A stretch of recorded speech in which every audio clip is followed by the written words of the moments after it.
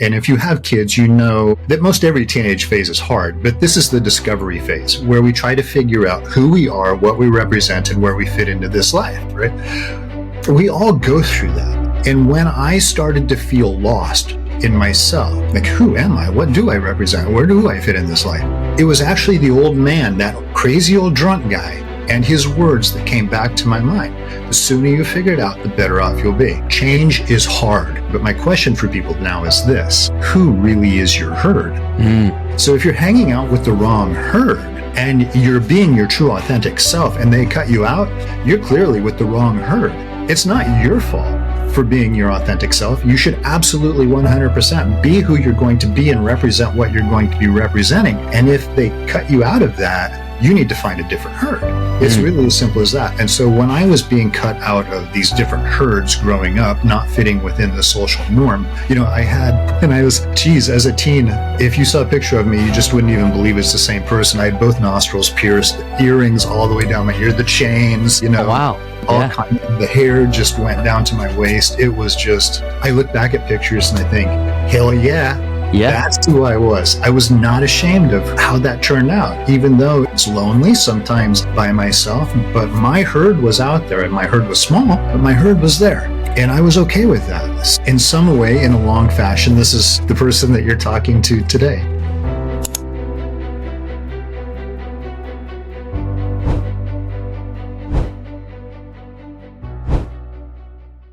Hey everyone, and welcome back. I am your podcast host, Luke, and I have an international guest joining us today from Wisconsin, USA. Have I pronounced that right, Kelly?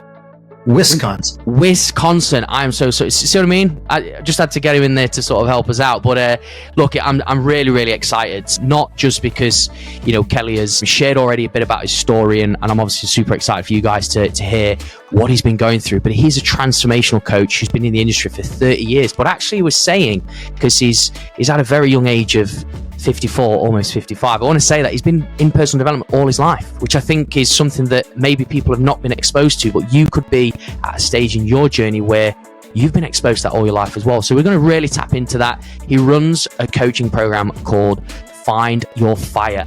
And it's a project that helps from professional athletes to grandmas, grandpas, all people, from people that just generally want a transformation. So look, I'm going to welcome you in, Kelly, because I'm just super stoked to get into your story. Well, thanks. I appreciate you having me on, Luke, and I'm humbled to be here. Definitely. I think first question that's come to my mind, obviously from yourself, that's got a wealth of experience. When did it start for you with this transformational journey? What happened for me was it started really early on, and I didn't even realize it at the time. Okay. It wasn't until much later in life, but when I was about 14, I wasn't even in high school yet, and I started hanging out in a place that I probably shouldn't have been. But my excuse was school was really boring and I didn't want to be there, and I would much rather be at the pool hall shooting pool. So that's where I started spending all of my days. There was one day, though, that stands out in particular to me because I walked into the pool hall in the morning, and as I walked in, I noticed an old man getting off of his bar stool at the very end of the bar, and he was walking towards the front door as I was walking towards the back. Never seen the guy before in my life. And having visited the pool hall a number of times already, I had gotten to know the regulars. So when we met, he stopped dead in front of me and he said, "Who are you?" Or he said it like this, "Who are you?" kind of a voice. And I'm just a little kid. And I'm like, "Well, I'm Kelly." And he looked at me for what seemed like forever. And then he said this to me. He said, "No, you're not. And the sooner you figure that out, the better off you'll be." And he walked out the door. Now, here I am, a pimply-faced junior high punk, skipping school. And I thought, what a weirdo. Crazy old drunk man hassling some little kid in a bar in the morning, right? So I went back to shoot pool, and I began to tell the story of the old man almost immediately. You guys won't believe what just happened to me out here. And so what happened is that shortly after that encounter, I began to go through that teenage phase that is hard. And if you have kids, you know that most every teenage phase is hard, but this is the discovery phase where we try to figure out who we are, what we represent, and where we fit into this life, right? We all go through that. And when I started to feel lost in myself, like, who am I? What do I represent? Where do I fit in this life? It was actually the old man, that crazy old drunk guy, and his words that came back to my mind. The sooner you figure it out, the better off you'll be. And in that moment, I took a stand, like, okay, this is who I am. This is what I'm going to represent. And this is where I'm going to fit into my life. And it felt good because here I am. Now I've just decided who I am while I'm watching my friends jump back and forth across, their fences, trying to figure out who they are.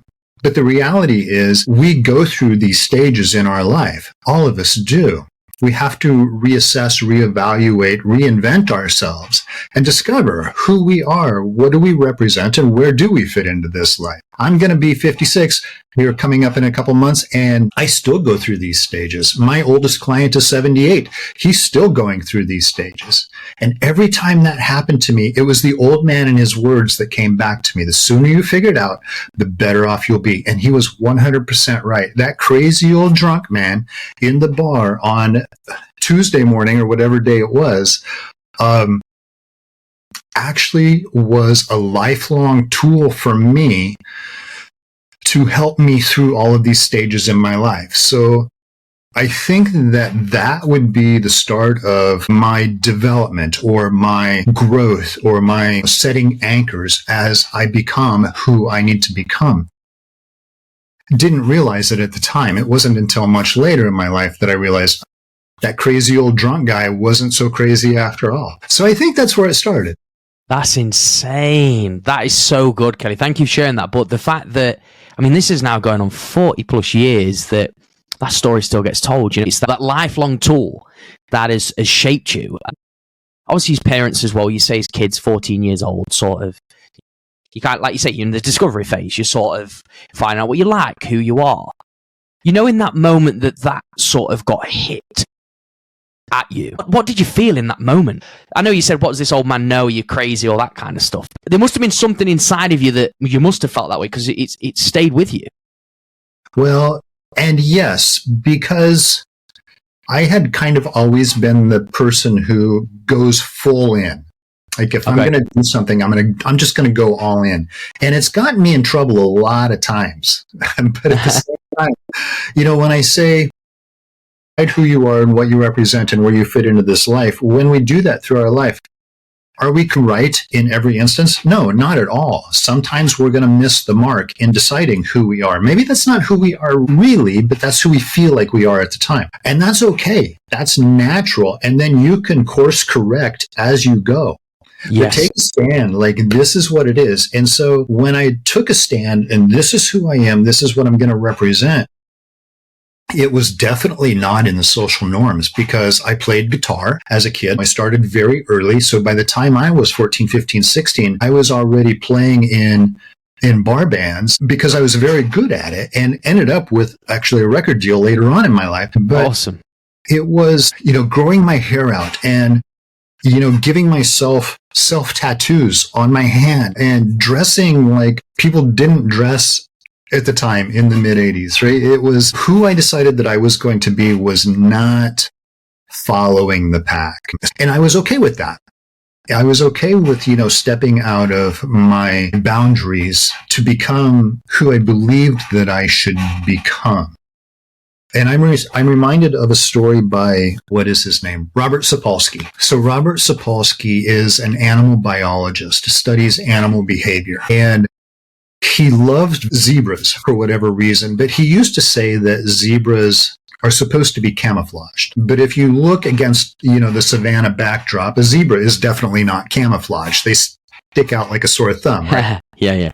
But the trick is that a zebra is not camouflaged against its background. It's camouflaged against other zebras. So when the lion is watching the pack of zebras, it doesn't see a singular zebra. It sees this huge mass of moving whatever it is. The lion can't distinguish. The biologist also had this problem because they were taking notes on the zebras and their behaviors, but they would watch a zebra, look down, take a note, and then look back up and can't remember which zebra they were looking at. And so they had this great idea that they would drive out into the herd in these Jeeps with red paint, and they would hit the hindquarters of different zebras with red paint. Well, guess what happened to the zebras with red paint? The lions ate them because now they stand out from the herd. And so it occurred to me that people are a lot like that. Very true.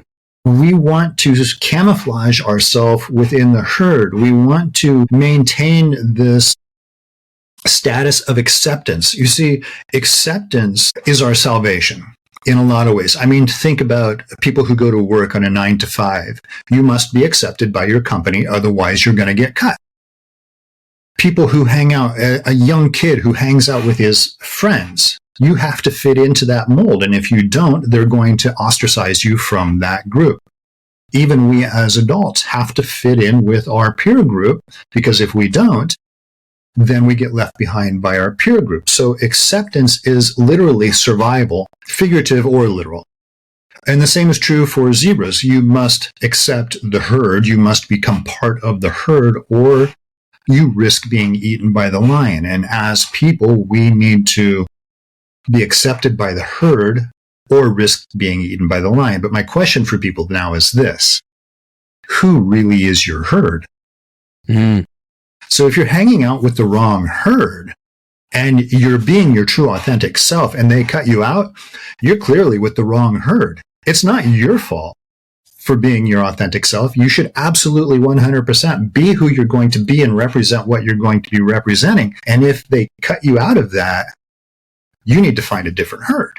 It's really as simple as that. And so when I was being cut out of these different herds growing up, not fitting within the social norm, I had, when I was, as a teen, if you saw a picture of me, you just wouldn't even believe it's the same person. I had both nostrils pierced, earrings all the way down my ear, the chains, Oh, wow. Kinds of, the hair just went down to my waist. It was just, I look back at pictures and I think, hell yeah. Yeah, that's who I was. I was not ashamed of how that turned out, even though it was sometimes lonely, sometimes by myself. But my herd was out there, and my herd was small, but my herd was there. And I was okay with that. In some way, in a long fashion, this is the person that you're talking to today. This is awesome, though, Kelly. I really like that analogy as well with the zebras and the lion. And absolutely, we do live more so, I guess. I mean, and maybe you're seeing this a lot now as you've gone through different generations and stuff, looking back on where things are at. More so now, we are easily sort of conditioned. We want the easy way out. It's just kind of easy and comfortable to just not say anything and just follow like sheep, the crowd. But for you, when you sort of stepped out of this, maybe this lost young child, teenager going through school and stuff like that, what resistance did you come up with? Like, what did you have to face, the barriers, the challenges, the setbacks to push through? Well, there were a lot of different things. And, I already mentioned, I wasn't a part of a clique. And as a young teenager, those cliques are important to you. You're either a jock or you're a brain or you're a hood, or whatever it might be. And I never really fit full on into one of those. I was a great athlete. I played sports, but I couldn't hang out with the athletes because of the way I looked. But I could hang out with the hoods because I was also an athlete. And I definitely couldn't hang out with the nerds because I was never in school. Yeah.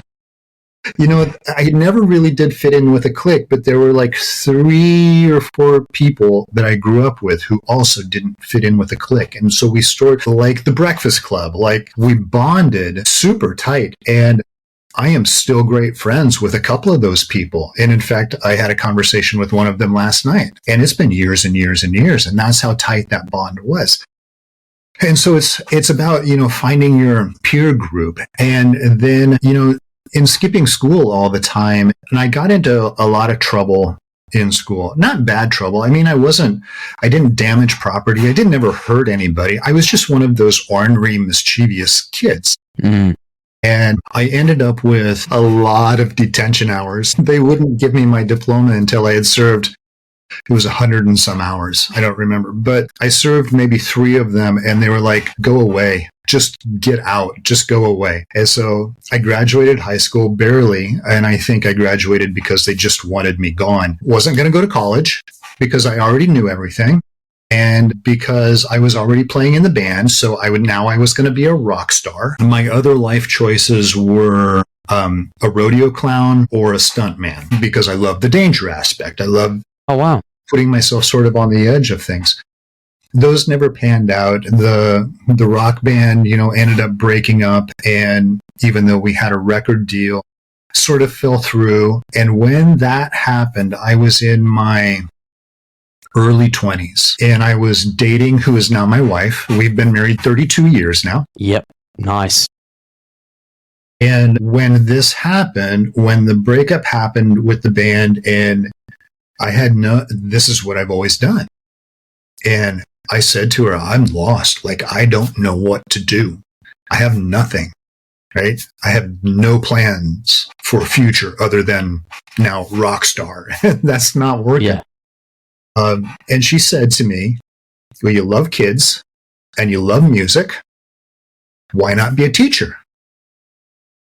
And I said, why not? So I went and I did my undergrad in music education. And while I was doing that, I loaded up on psychology classes because I had noticed that I had a love for human behavior. And so while I was doing my education, I loaded up on psychology classes, started teaching high school band, still with the hair, still with the nose rings. They just thought I was the cat's meow. Like, this is the greatest teacher of all time. I did tie my hair back, and I... Yeah. But while I was doing that, then I started on my master's degree. So I have my master's in education, loaded up on psychology and human behavior classes. And then eventually I went and did my doctorate in education, also loaded up in psychology classes. Because I had so many psychology classes in my undergrad, my master's, and then my doctorate, they all allowed me to keep taking these courses, even though I had never committed to or been accepted to one of the programs. Which was fine because I never wanted to become a clinical psychologist by any means. I just loved human behavior. Yeah.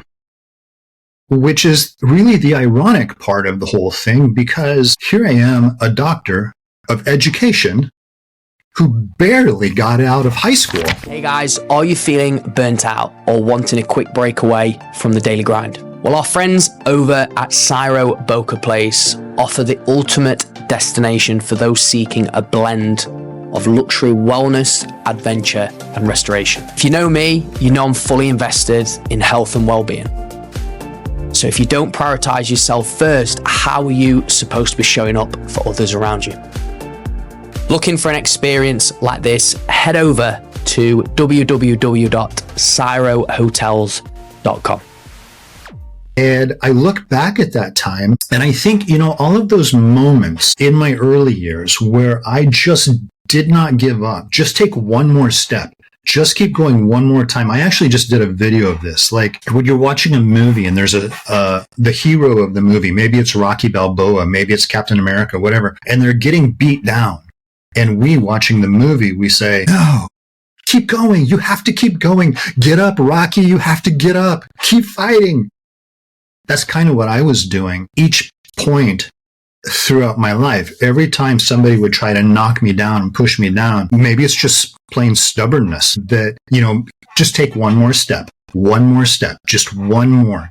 I can crawl. As long as I'm crawling forward, I'm going to be okay, but I have to keep moving forward. I'm not going to, you knock me down 8 times, I'm going to get up 9 times. It was that sort of mentality that you just don't stop because there is more on the other side. Yeah, this is really good though, Kelly. It's wisdom that you're sharing here, right? From sort of and I love how you've pieced your childhood journey going into high school, then coming out of the band, getting a record deal, that getting stripped away. Yeah, you felt a little bit lost, obviously having great support from your wife to sort of see your talents and what you're great at and what you enjoy, because that's the most important thing. It sort of led you down this path. I'd love to know from your own experience, because obviously you love human behavior, which I think this is a good one. What do you think is the most common, if you could put it down to one, reason people give up? It's because they get to that threshold where things get hard. Change is hard, right? When we think of becoming a new person and blossoming into this butterfly, and we see sparkles and unicorns and rainbows and all of this beautiful stuff. Change isn't like that at all. And this. Change is hard. Wading through that stream of change is hard. And you mentioned this actually earlier, is that our entire nervous systems will go back to what is familiar. It doesn't mean it's good, but it's familiar, and that's what we recognize. I've worked with people who have actually worked harder at keeping their depression than getting out of it because they don't know what it's like to live without depression. Yeah, I get that. And just the thought of that is scary. And so I think when people get to that, almost to the peak of the mountain where you can start to finally get out of it, that's when the journey becomes the hardest. And I think it was Dr. Joe Dispenza who said, when it's the hardest, it's the most important, which is true with a lot of things in our life. And when it comes to change, it's when we're creating these new habits and new routines and new patterns. We're reprogramming ourselves. It's hard. And that's when people give up. They're like, no, I can't do this. It's like, you're into fitness. You're a healthy guy. When you're in the gym, when you get to rep 8 and 9 is getting hard, the most important rep is going to be rep 10, right? Yeah. You have to get through those hard ones. Getting up at 5 o'clock in the morning to go work out is hard. But at 6 o'clock after your workout, you feel great. So you have to get through those things. I use an analogy. I heard Will Smith say something similar, and he talked about jumping out of a plane. And for me, the story that I use is the first time that I walked on fire. And my wife had convinced me to go to this conference. This was many, many years ago. Wait, Tony Robbins? Yeah, it was. No, I've done it. Yeah, I've walked on fire. Yeah. It was a Tony Robbins event. And it was maybe, I don't know, 2000 something like that, a long time ago. And she said, I'm going to go to this conference. I want you to come with me. I said, I'm not sure about that guy. It just seems like a freak show. I'm not sure if I'm into this sort of thing.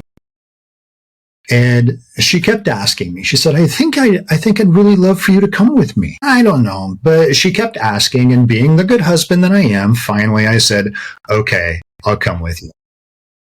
So I started researching, and it said that on the end of the first day, as you know, we're going to walk on fire. But it also left a disclaimer that you don't have to. It's okay. And my brain went, that is the dumbest thing I've ever heard of. Now, I have, wanting to be a stuntman and a rodeo clown, I hurl myself down steps just to practice falling down steps. I jump my bicycle off the roof of my house as a kid. All these crazy things. And now walking on fire, now this is dumb. Who would want to do that? But this was like 4 months before the event. And every day was consumed with the thought of walking on fire. It affected how I slept. It affected how I ate. It affected every aspect of my life. Like, this is the stupidest thing ever. I'm not doing this. There's no way I'm doing it. So we get to the event. It's day 1. We're going through, and they're teaching us, get into your emotional state, you make your move, and then you go. They spend the whole day teaching us how to do this. And then the time comes that we can get up and we're going to go outside to walk on fire. And I'm thinking, well, when everybody leaves, I'm going to go back here where all the smart people are, and we're just going to hang out. And I get up, everybody's headed for the door. I look back to where the smart people are supposed to be, and there's nobody there. I'm like, crap, I can't be the only guy sitting back there not walking on fire. So I went out. You get in the line, you're doing your thing, and you're standing at the end of the fire lane, and my brain is just racing. Like, this is the dumbest, no way. I kid, no. All the way up, and you're at the line, and they're like, make your move, make your move, make your move. And I did, and I put myself in the best emotional state that I could. I tried to quiet my brain, and I stepped. And Luke, after the first 3 steps, that was the most glorious experience that I've ever had. It was so freeing, so liberating to get to the other side. And it was at that moment, now I'm going to use Will Smith's words. God puts all of the greatest things in life just one step on the other side of fear. And that's what it was for me. I just had to take that first step. And it was just like growing up, too. And I don't know why that didn't register with me. Just take the first step. One more step. One more step. You can do this. But that's what it was for me. And that was one of those moments that I carry on as sort of one of my landmarks. Like everything is just on one step, one more step, just one step on the other side is going to be the most glorious thing you've ever experienced. Yeah, that is so powerful. I can really feel that, especially from the walking on fire, because I had a similar experience myself. It was a very long build up. Actually, it was walking barefoot, at least a mile around the arena to get to where they actually set it up. So I mean, there were there's people like wooing and screaming as they're walking over the hot coal, and they blast your feet with cold water at the end. But no, listen, I completely get that. But what I've really taken from this is an insight. What is on the other side of fear? And I think that changes for everybody. Whatever you're looking for, the initial question is, why do people stop? Because it gets hard, because they're afraid to take that one more step, because I don't know what's on the other side. You see, people aren't afraid of the unknown. People are afraid of what they believe about the unknown. Mm. Remember walking through the dark forest when you were a kid, even though the forest may have just been this small groove of trees, right? So you have to walk into it to get your ball, or you have to walk through it to get to your house on the other side. But man, that's where the boogeyman lives, right? And that's where the wolves, monsters live. And there's no way I'm going to make it through alive. That's what we start to believe. So we're not afraid of the unknown. We're afraid of what we believe about the unknown. Yeah, I think that's it. It's what's going on inside of your mind and stuff like that. And I think a lot of people sort of be feeling this as they're hearing you talk as well, Kelly, about especially the fear and, again, the toughness. It's like I heard sort of, I don't know who it was particularly the Bible, like choose your hard. You can change is hard, but it's also hard staying in the same place. Yeah. That's exactly it. And that's, my wife and I work out pretty regularly. And that's one of the things that we've always said too. Yeah, the workout is hard and getting up early is hard. But, being overweight and going up steps is hard. And eating crap and feeling like crap is hard. And not being able to play with, my kids when they were younger, and eventually my grandkids. I don't have any yet, but I want to be able to do cartwheels in my yard with grandkids. And if I can't, that's going to be hard. And I don't want that hard. I would rather do the hard that makes me a better person. Definitely. So it's all about that shift and becoming a better person. So I'd just love to know, because you've got this resilience, you're very strong mentally. What's been hard for you as of recent in your journey? I think it's the same for everybody. It's the continued growth. Like, what next? What else could I do? How much further can I push myself? I can, and I have a lot of leeway. I've got a long ways to go, just like everybody else. And so I think that my hard, even though I come from a different background and I'm in a different place now than some of your listeners, my heart is really exactly the same as your heart, which was an interesting thing sort of for me to discover when I started working with professional athletes, is like their heart is the same as my heart, which is the same as my client's heart. We have to continue to do the work. We are all just people going through these patterns and these routines, and we have to break out of those to become the different person. And that's hard because, like I said, our nervous system goes back to what's familiar. I think that one of the biggest tricks to get through the hard is an awareness of the hard. That when you can recognize within yourself that now I'm struggling, now this is hard. If you can be aware of that, then you can make conscious decisions to sort of navigate your course to get yourself through it. Okay, so what does the next step look like? John Maxwell gave a quote once, and I love this quote. I use it on myself all the time. And he says, when you get to that point in your life where you don't know what to do, and we all get to that point, go to a mirror and ask yourself this. Talk to yourself as a third person and say this: Kelly, I know you don't know what to do. But if you did know what to do, and I know you don't, but if you did know what to do, what would you do next? And when I do that, my brain immediately shifts to a different perception. And there is something that I hadn't tried yet because I was just sure it wouldn't work, right? So it happens to be that one thing. And I do it, when I'm working on myself and my own personal development. I do it in the garage when I'm working on a motorcycle and a bolt breaks. How do I fix this?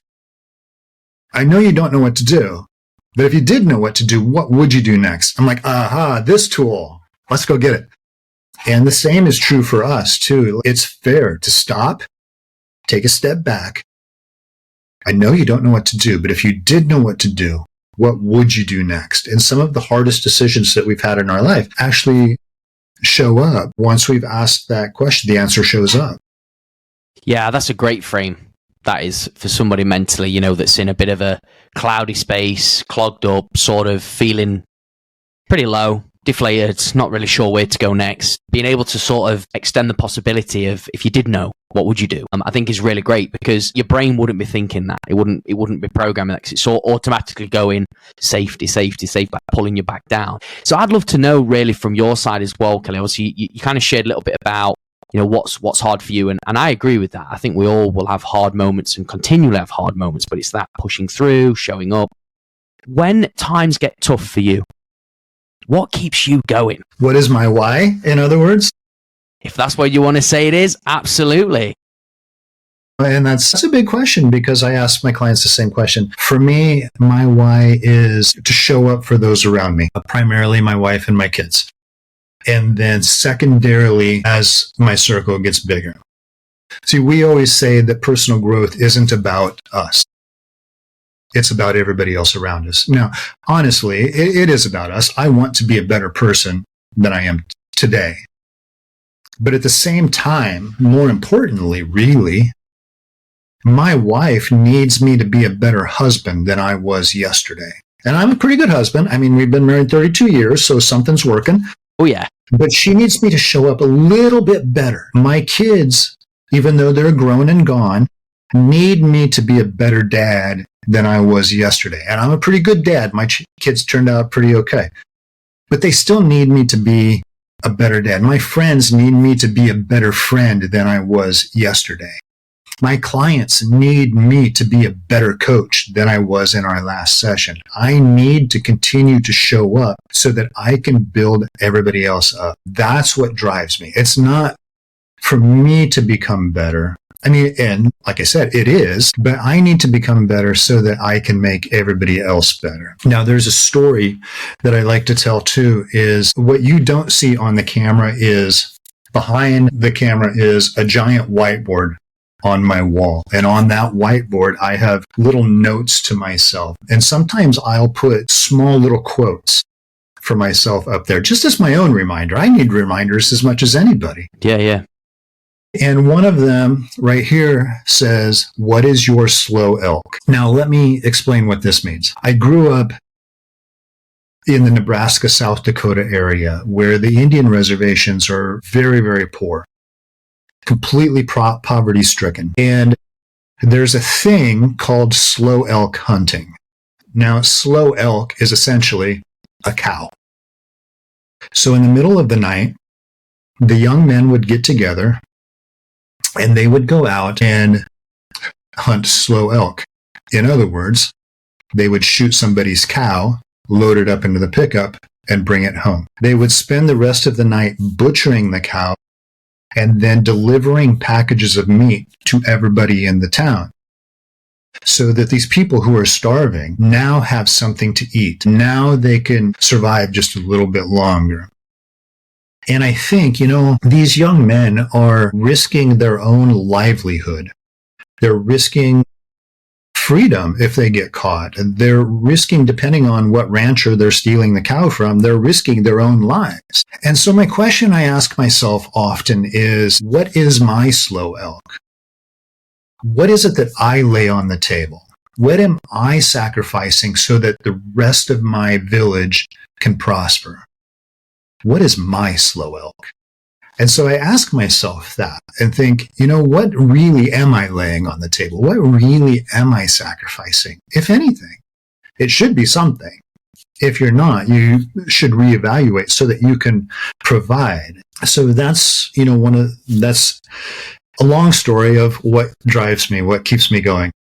Yeah, I like that though. I think you've definitely got I think a load of quotes, lots of stories, but I think it's good because it's all like little pockets and, like you say, landmarks of where your life's sort of taken you. And I like the raw honesty in sort of what keeps you fired up, what keeps you going, because look, we're business owners. Obviously, you've been in it a lot longer than I have, and I think it's very, very important to share that we are human as well. At the end of the day, we don't have everything figured out.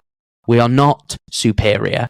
We don't have all of our stuff in a line and eggs in a row where everything's perfect. We have the ups and downs, and we feel what other people feel as well, even if they are not in a place where they want to be, and they would compare and look at us and go, oh, but you're miles ahead of me. It's like, well, no, we're just on a different path. That's absolutely fine. And for you, obviously, you heavily invest into yourself to grow as a person. What's been the biggest sort of return of investment for you as a man and a business owner from continually investing in yourself over this long period? If you was to share this as more wisdom to the guys. The biggest payoff is when people finally cross the peak of that mountain. They struggle, and that's where people quit. But we push them forward, and when they finally get over, man, that's when I'm like, heck yeah, high five, let's get going. Come on now. That is really and again, that's something that drives me, right? That's the return on investment. And every business owner is like that. What is my ROI? And so mine is emotional. No, I'm not going to say it's my business, right? So sure, I make money at it, but at the same time, it's that when people finally are on the outside of that stream, when they finally cross over that peak, that was it. And when I was teaching, you see the lights come on in there. You just know when it finally hits them. And that's like, man, why would I not do this? Yeah, that's so good. I think you can feel that as well. I mean, obviously with your Find Your Fire, you're turning the lights on inside. They're moving forwards. They've felt the hard journey. I mean, it's still going to be hard, but they know that they've worked for it. It's not just sort of been handed to them in a way. In your sort of lifespan and your journey so far, what has been the hardest thing that you've ever had to do? What's tested you? What's like broke you? And then you've come out the other side, and then you've been able to sort of use that as, I guess, expertise to pass down to your clients. I don't know. And thinking back on my life story, there were a lot of things that I think tried to break me, but maybe it was just my, like I said, sheer stubbornness that kept me going when I was in, there are a number of different events. One that just popped into my head was when I was maybe a sophomore. See, in the States, or at least in Nebraska where I was going to school, you had to be 16 to drop out of high school. And up to that point, I was full on dropping out. I was full on done. There was no way.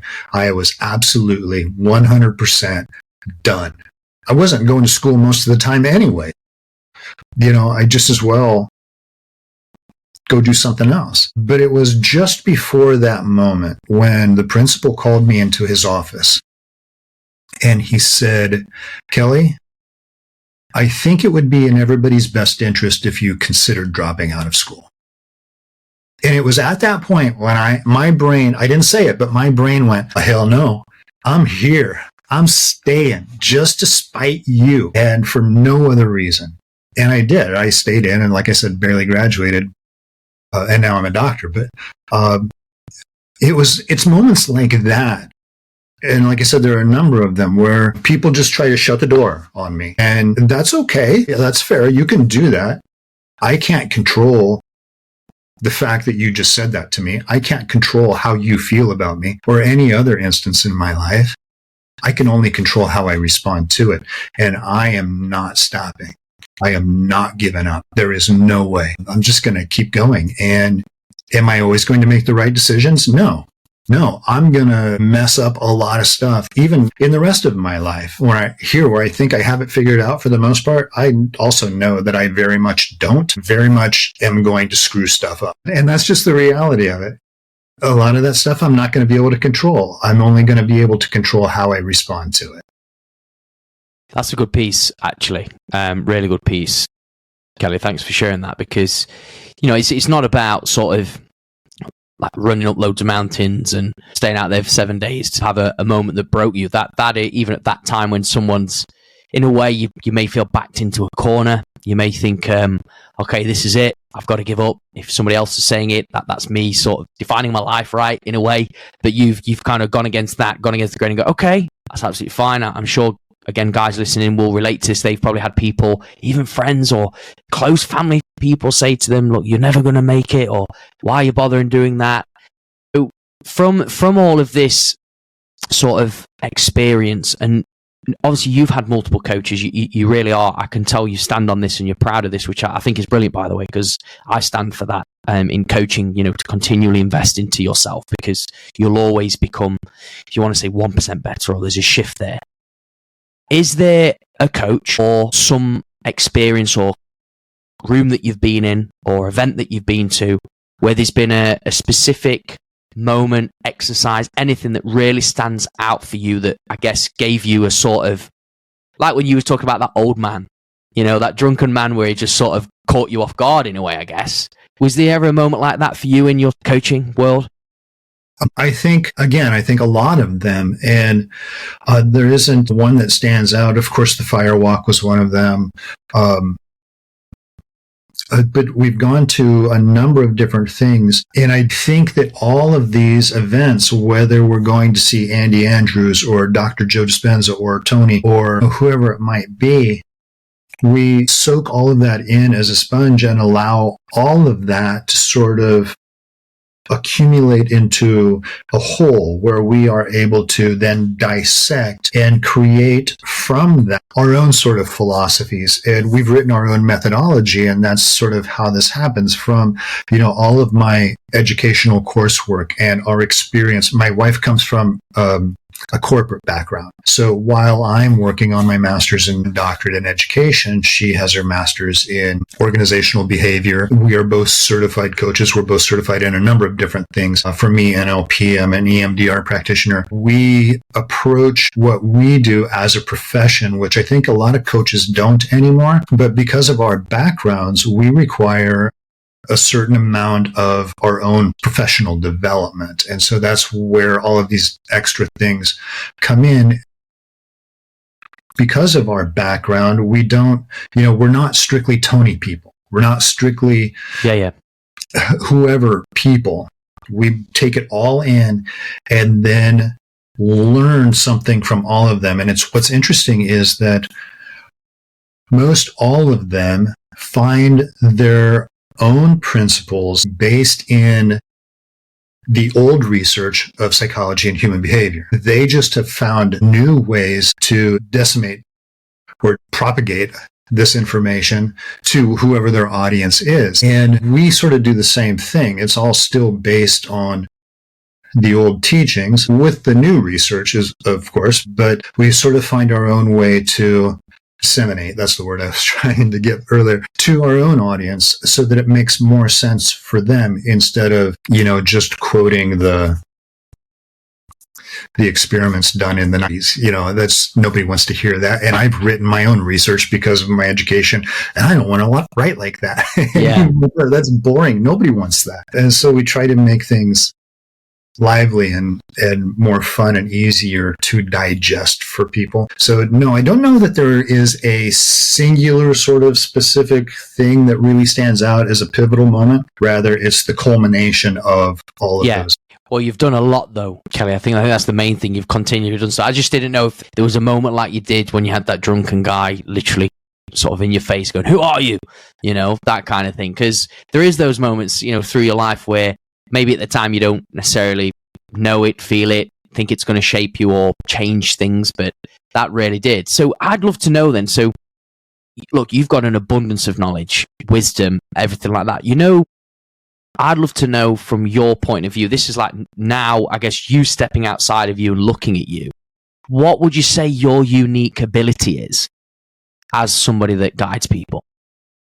My unique ability is the ability to get results very, very quickly. The methodology that we've put together is designed in a way to get fast results. Like if somebody comes to me with depression, we don't want to spend all 12 sessions listening to you talk about why you're depressed. I don't want that. No, I want in the first session or two to get a handle on this, and then we can build from there. I think that's really what makes me stand apart, is the ability to get results very, very quick. And that's good. You say that with a lot of authority as well, and honesty. I think people can easily fly that word around, results. Yeah, I can get results and guarantees and all that kind of stuff. But obviously you've got the experience to sort of really back it up. I like to think so. There are challenges, as we have with any number of clients. For the most part, let's just get it done. I'm not going to mess around. Yeah, I like that. So, from obviously you and your wife, you kind of, are you both, you say you're in the business together? Yeah. Brilliant. So there's all that understanding of how it all works, dynamics, everything's been built pretty seamlessly. What sort of fun, what do you love to get up to outside of work? Because obviously it's quite intense when you're working with people all the time, taking on a lot of challenges, as you like to say. So what sort of, I don't want to say completely switches you off, but what takes your brain away from that? There are a number of things that we like to do together. Our offices are both at home. So I'm here in my office and I can actually hear her with a client up in her office. And a lot of times we'll just holler back and forth different things, or we'll meet in the kitchen, which is in the middle, and, go over a book that I'm writing, or go over a new philosophy or a new thought, a new idea, something like that. But to get our minds off of it, working out. So we'll do a workout, we'll swim, we'll use the sauna, those kinds of things. And as I say that, I am also reminded that more times than not, I sit in the sauna with the other men and end up coaching somebody over something because of the conversation that's going on. And he just had a fight with his wife, just got let off from the work, just can't get motivated to go do the workout, whatever it is. I'm like, okay, I got you. So, we like to spend a lot of time outside. We live out in the country. So, I built an outdoor fireplace on this big patio that we've got. So we'll enjoy a fire, we'll go for walks and hikes and different things, take care of ourselves. And even that, while we're doing those things, we are still having the conversations about ourselves, about our relationship, about our own growth, about different things we encountered throughout the day. So our minds are kind of constantly on that. But at the same time, that's our love. That's our passion. Right? It's not like coming home from a 9 to 5 and needing to unwind and leave the door, right? That's a whole different thing, because you need to let that go. You can't bring that into the house with you. But for us, it's just part of our life. And our 4 kids growing up, I feel so bad for them because they had to listen to all of these conversations. And then, they're a teenager and they're coming home and my daughter has boy problems. So I'm like, okay, sit at the counter. And she's going to be like, Dad, I don't need your coaching right now. I just need Dad. So I have to remind myself too that it's okay to just be a dad and not be a coach sometimes. But I think that's just so ingrained in who we are that I don't know that we leave that, but at the same time, we do find ways to relax and unwind, while we're still sort of having those conversations. Yeah, I think that's a good, honest way of answering that question, really, because probably people sort of listening would be like, oh, do you ever sort of switch off from work? You must be workaholics, blah, blah, blah, blah, blah, which you've obviously framed it as, look, it will never leave our minds. It's ingrained in us. We love it. But we do find times and moments where it won't solely be about work. I'm just listening to you and sort of agreeing because it's sort of the mode that I'm generally always in anyway. I do like the fact that you said that you've got a fire, because obviously you'll find your fire and you do campfires and stuff like that. So that links in really well. Well, to be honest, Kelly, we are sort of getting towards the end of this episode, my friends. It's crazy how time sort of flies when you're having deep conversation. But I love to ask this question at the end of every episode, because obviously it links in with the podcast itself, but it's really nice to hear the guest's perspective on it. So I'd love to know from your stance, what does mastering your life mean to you, Kelly? Mastering my life means that I am in control, or the understanding that I am in control. Also understanding that I'm not always in control, but knowing that I have the ability to be in control. That's mastering my emotions. And one of the things I tell people is just choose happy. And like, why I can't choose happy? Well, yes, you actually can choose to be happy. You get to choose whatever emotion you want to live in. And that's one of the things I teach people to do. And being a Tony person, you have gone through those emotional state changes. You also know how to do this. And so it's one of the things I teach people is that you can literally live in any emotion that you want. You do have that much power. Does that mean that there aren't moments that we are angry? Of course we're going to be angry at some point. Yes, we're going to be sad. Yes. And here's a story for you too. As you know, I love my stories. Here we go. Yeah. I do the videos, and I used to do a lot of Facebook Lives. And I was at a grocery store in a town about 20 miles away. And I'm in the aisle, and a woman I'd never seen before came up to me, and she said, "I watch your videos." I said, "Thanks, I appreciate that. That means a lot to me." And then she said, "Why you got to be so happy all the time?" And she meant it. And it kind of took me back. I'm like, I guess because I choose to be happy. But the reality is there are days that I wake up sad and angry and frustrated and all the same emotions everybody else feels. We're all humans, right? Yeah. I just choose not to live there. And so that's what I think mastering your life is understanding that you have the power and the ability to live in any emotion that you want to live in. That is so, so powerful. I really like that as well. I like the story. The choice, you have a choice to be whatever emotion you want to be. And I think choosing happiness by far is the most fulfilling. Well, Kelly, obviously it's been insane to hear your stories, your wisdom, your depth to your life. If people who are listening in or viewing this as well, where can they find you if they want to connect?